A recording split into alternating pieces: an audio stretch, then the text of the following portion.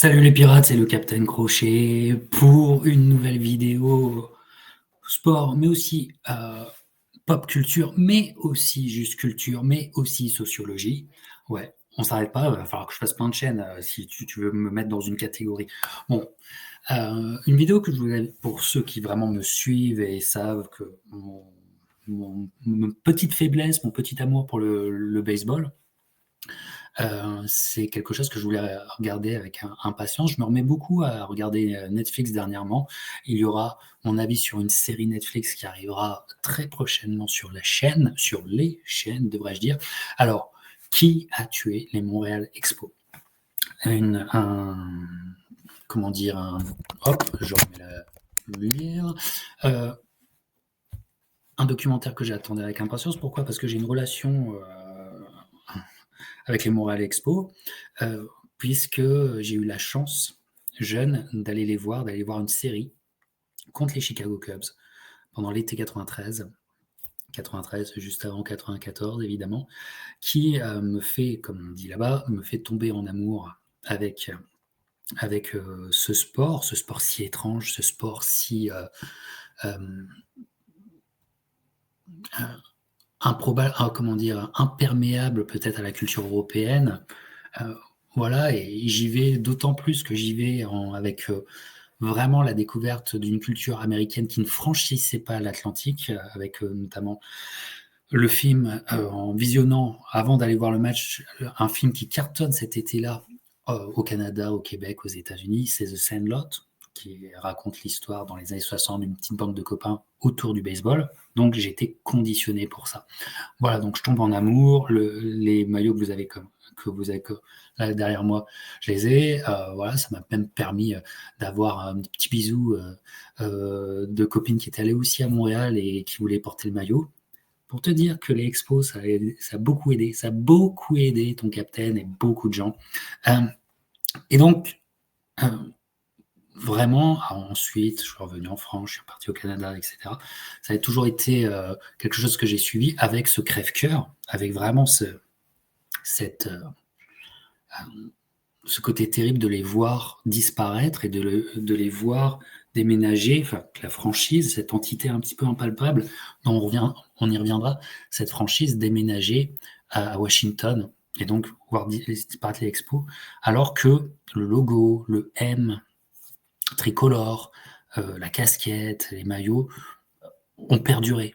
Ont perduré comme s'il y avait une résistance culturelle à faire perdurer le fantôme des expos dans Montréal, mais plus que dans Montréal, parce que cette casquette-là, je la vois partout au Canada et même aux États-Unis. Beaucoup de gens aiment aller faire peut-être un voyage, aller visiter une ville, et aller voir un match de baseball. Et puis, tu vois dans des matchs de baseball qui n'ont rien à voir, tu vois une casquette des Expos. C'est obligé, et pas que dans des matchs de baseball.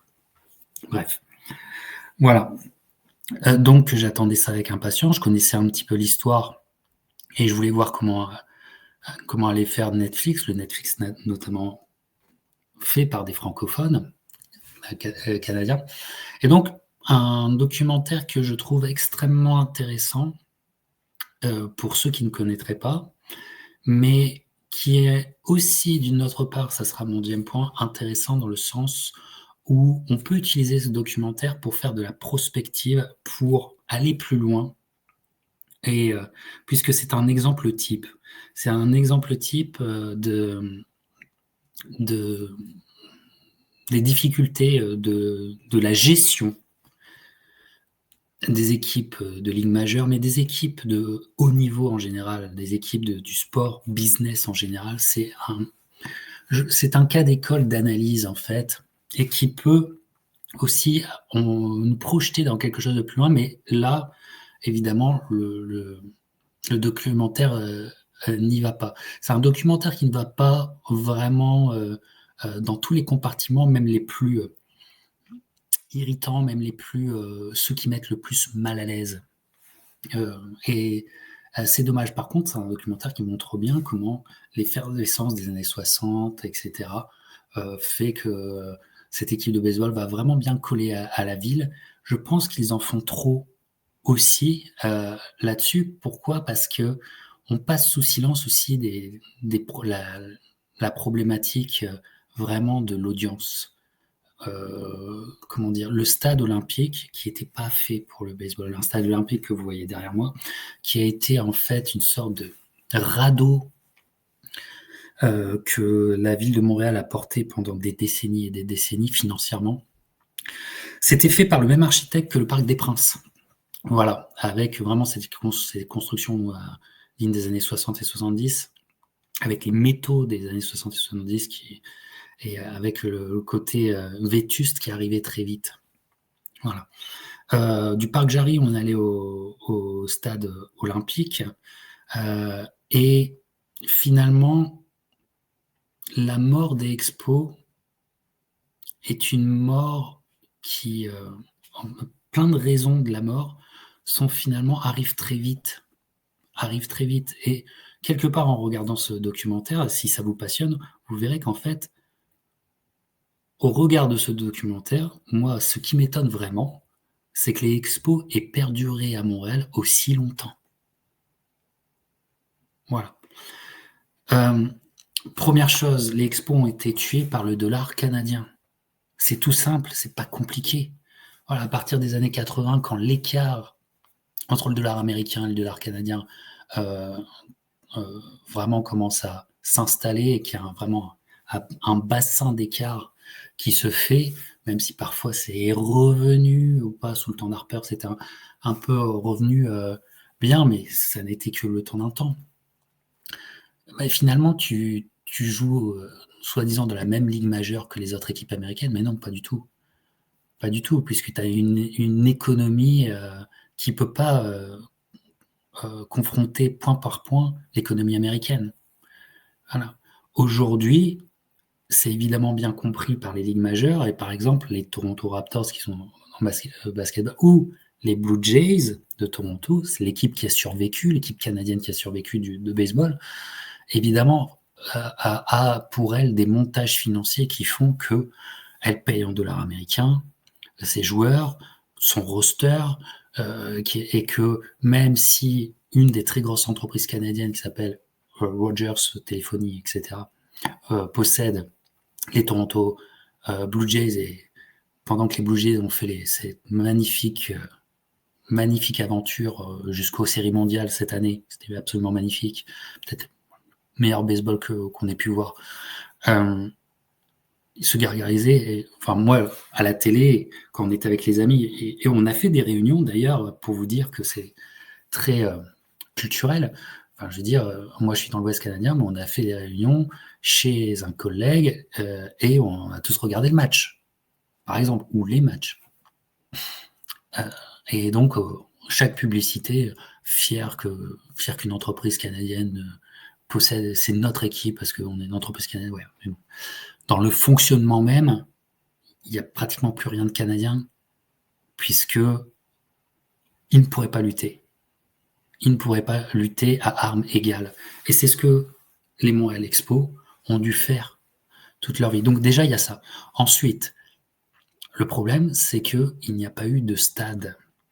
Et que même le stade des expos était déjà, ne correspondait pas du tout, pas totalement aux critères du baseball, même s'il a été refaçonné, là, le parc olympique, le stade olympique, mais qui en plus il était un peu décentré du centre-ville, d'autres quartiers, notamment les quartiers anglophones, voilà, parce qu'on ne va jamais sur ce registre-là, moi je vous le dis, voilà, et que parce que c'était assez compliqué, moi j'ai vécu la traversée de Montréal en voiture qui est interminable pour aller au parc, enfin c'est une galère quoi. Donc le stade n'était pas aussi rempli qu'on veut bien le laisser croire. Il avait, mais c'était pas une audience, et c'était pas full audience chaque soir. Évidemment. Et puis, évidemment, il y a des équipes qui intéressent moins que d'autres. Donc, il est étonnant, mais c'est une histoire quand même d'un passionné montréalais qui arrive et qui, au bout d'un moment, ne peut pas lutter. Alors, les expos dans les années 90 auraient-ils dû déjà disparaître. Mais on arrive, et ça, c'est extrêmement intéressant parce que ça, Ça vous explique aussi ceux que les passionnés de football, soccer comme on appelle ici, le football, la Ligue 1 et tout ça, les amis. Les montages les montages structurels pour avoir, c'est-à-dire des actionnaires, pour avoir de nombreux actionnaires, pour multiplier les actionnaires et pas avoir un propriétaire seul. Ça a été fait. Alors, j'ai plus les noms en tête parce que j'ai envie de vous faire cette rétrospective sous le coup de l'émotion, de mon ressenti, et effectivement, j'ai perdu les noms, j'ai pas les noms en tête, mais bon. Bref, il y a eu un,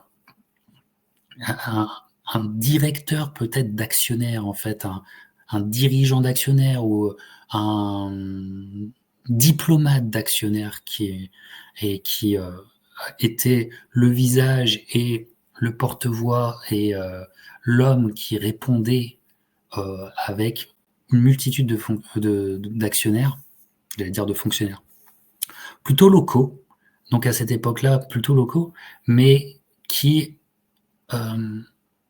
aucun n'avait assez les reins solides pour injecter beaucoup de cash flow dans l'expo. Donc ils jouaient petit bras.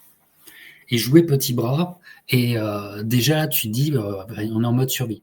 Par contre, sportivement, avec Alou, le manager, les années 90, ça a été génial.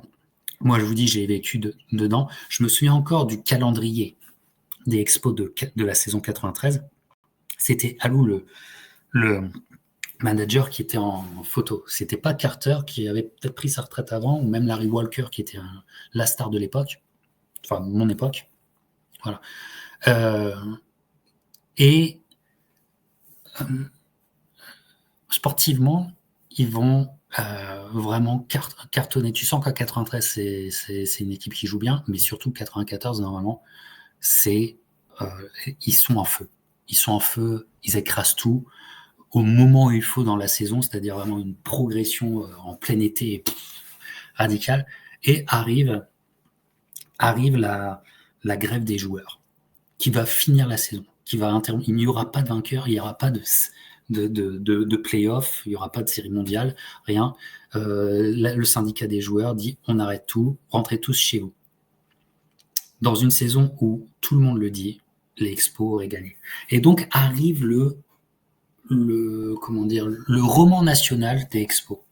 C'est-à-dire que parce qu'il y a eu la grève des joueurs, qu'on a empêché les Expos de gagner, ce qui a été, ils étaient vraiment encore, il aurait fallu quand même la jouer, hein, la série mondiale, il aurait fallu la jouer, mais bon, il y avait des fortes chances. Moi, je dis que quand même, les gens s'avançaient. Mais parce qu'ils n'ont pas été empêchés de gagner, et donc qu'ils n'ont pas eu le titre, tout dégringole après ça. Je pense que ça fait partie du roman aussi. Et puis, les années 90 sont coupées en deux, du côté de Montréal et du Québec, et même du Canada, sont coupées en deux.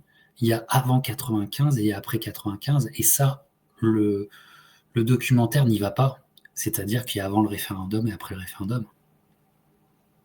Et le référendum perdu, comment dire, on sait bien qu'il a été perdu pas par fair play, quoi, hein, pour être honnête.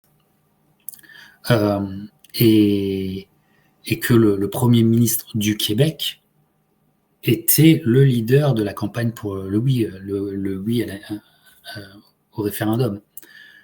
Donc, quand ce groupe d'actionnaires qui joue petit bras a évidemment besoin de rentrée d'argent public pour la survie du club, mais aussi pour un projet de stade, puisqu'à cette époque-là, tous les clubs, pratiquement tous, vont avoir des projets de stade qui vont renouveler leur vie, qui vont renouveler leur merchandising, qui vont renouveler l'achalandage, qui vont renouveler l'essor économique.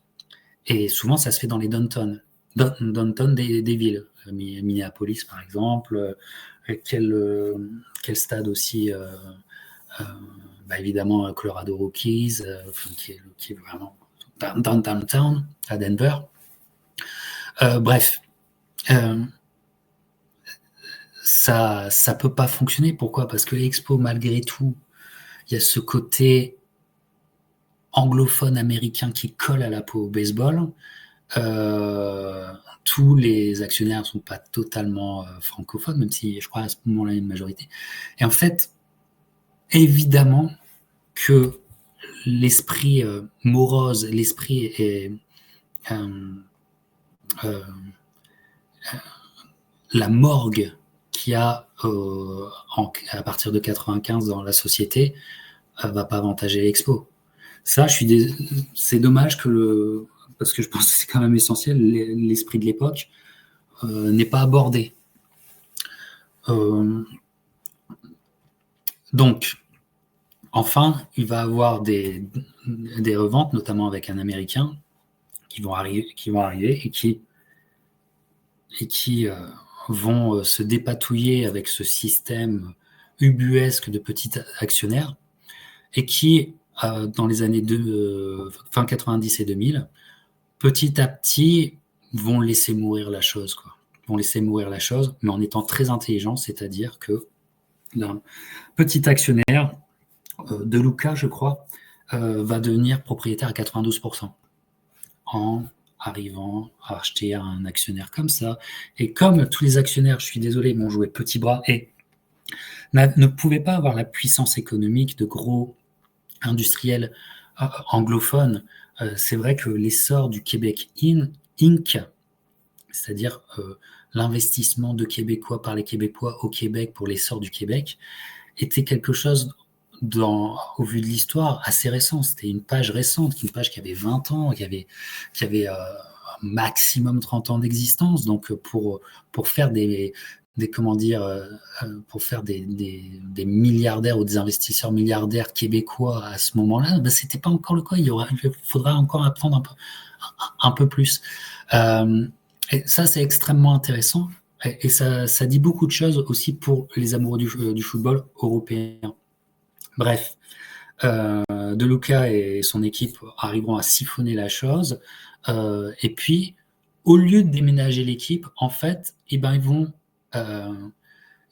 réussir à revendre l'équipe et puis surtout réinvestir tout dans une autre équipe, les Florida Marlins. Donc voilà, et les Florida Marlins qui gagneront la Série mondiale. Donc effectivement, ils laisseront pas un souvenir impérissable à Montréal, cette équipe-là d'investisseurs, mais en termes pragmatiques et en termes même cyniques, ils ont fait un coup parfait. Voilà.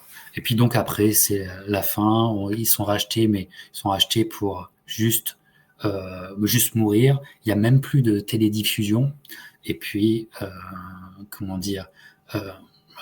ils sont pas. Et non, c'est pas qu'ils sont rachetés, c'est que c'est la Major League qui s'occupe d'eux.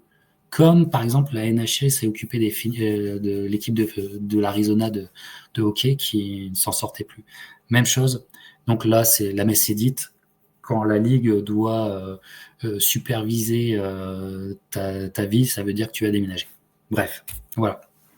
Et c'est vraiment dommage parce que les expos ont eu des figures dans un temps de 36 ans, comme Carter qui est derrière moi, et comme Walker, comme Guerrero et tout ça, des joueurs qui ont marqué et qui ont... Et finalement, il y a un romantisme des expos qui est assez énorme et qui est un peu bien retraduit, je trouve, mais qui...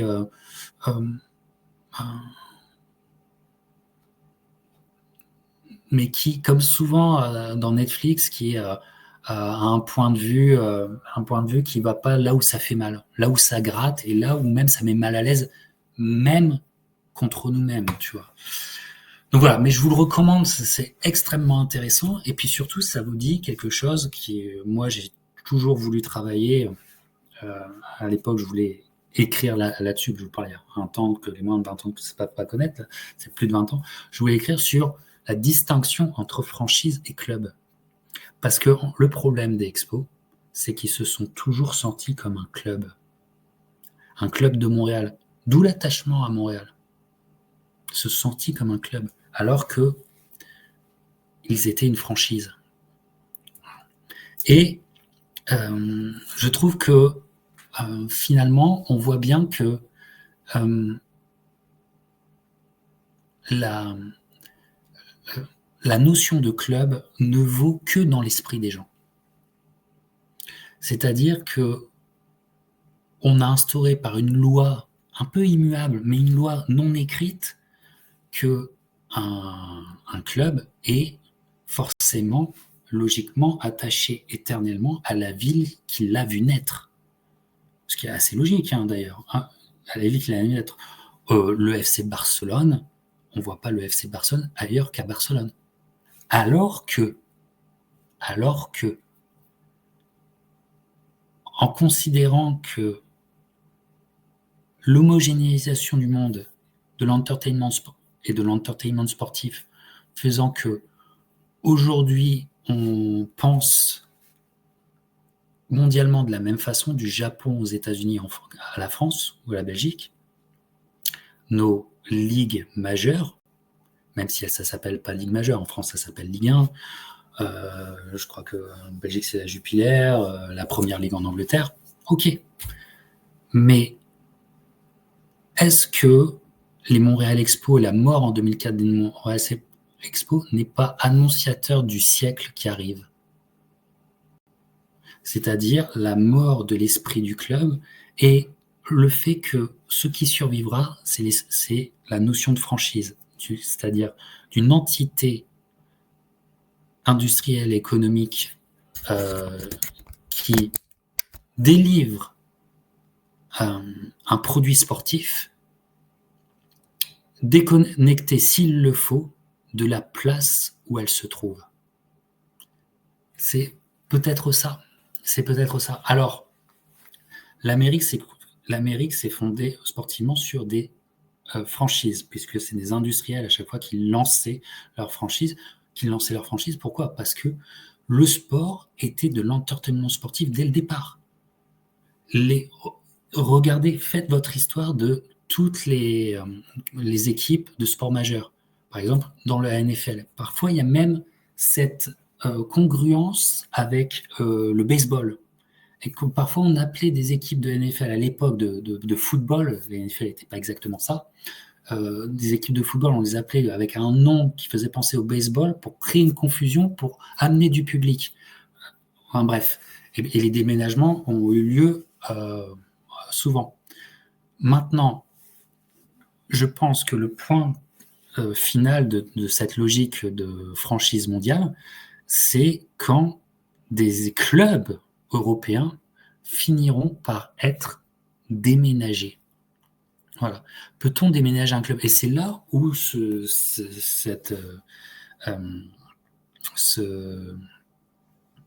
documentaire m'intéresse.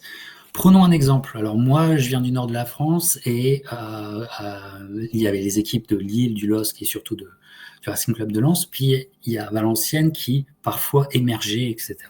Voilà. Et Valenciennes qui a été en Ligue 1 et voilà. Valenciennes qui s'est dotée d'un stade bien pour une petite ville comme ça, mais qui n'est jamais rempli. Pourquoi ? Parce que Valenciennes n'est plus en Ligue 1, n'est plus en Ligue 2 et en fait est dans les tréfonds du championnat.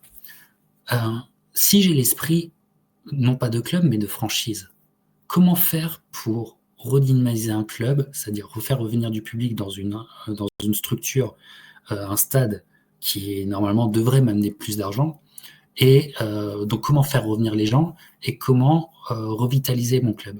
Et ben moi je pense que s'il y a des mécènes, s'il y a des gens comme Lou Nicolin, comme à l'époque, s'il y a des mécènes qui m'écoutent et qui ont un projet d'investir dans un club, voilà mon idée. Attention, je l'ai dit à tout le monde. La chance de Valenciennes, c'est d'être à côté de la frontière. Et moi, je déménagerai pas un club de sa ville, je déménagerai un club de son championnat.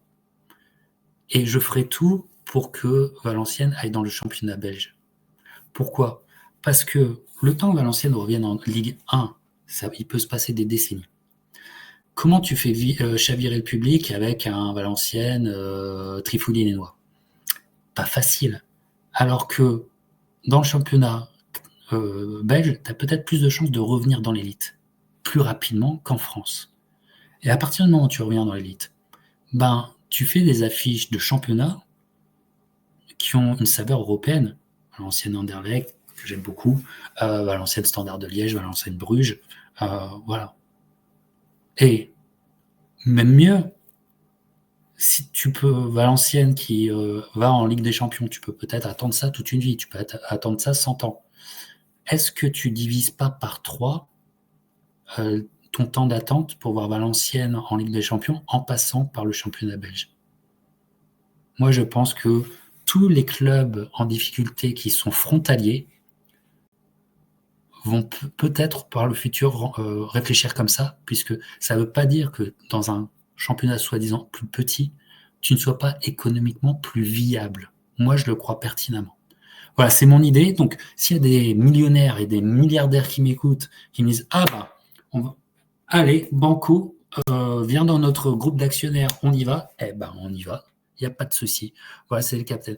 En tout cas, pour l'amour du peuple du baseball de Montréal pour les expos, ce documentaire est vraiment très, très intéressant.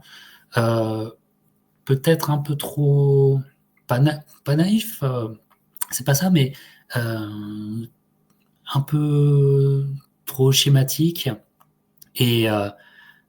mais extrêmement intéressant pour ce qu'il ne dit pas et ce que vous devez en penser, enfin plutôt réfléchir. En tout cas, c'est un beau documentaire pour poser les bases d'une réflexion qui va beaucoup, beaucoup, beaucoup, beaucoup plus loin. Enfin, en tout cas, j'ai adoré, puis c'est un esprit, puis voilà, quand tu as connu les Montréal Expo, et je pense qu'il y en aura beaucoup qui cliqueront sur cette vidéo parce qu'ils y sont allés, ils ont connu et tout ça, et ben, c'est une petite nostalgie qui s'installe après ce documentaire qui vous fait une nostalgie qui vous tient. Et je pense que c'était aussi le but du documentaire.